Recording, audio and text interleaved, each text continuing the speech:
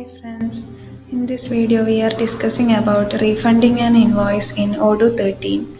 So first we go with the module accounting. Here in vendors we can see the refund option and create new option, new refund, select a vendor and add the product details.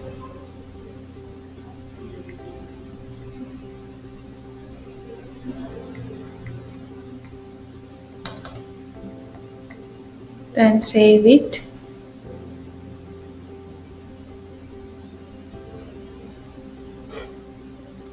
Let's post it. Then in accounting, go to journal items. So we can see several journal entries.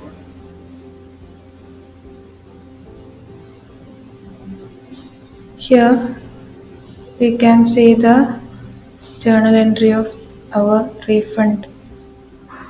Then again go to refund option and select the refund that we make recently. Then register payment. Then validate it. So it is paid. Then again go to journal items. So here we can see the journal entries 2 times.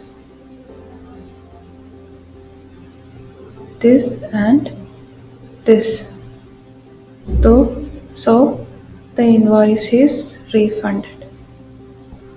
Get more details and support.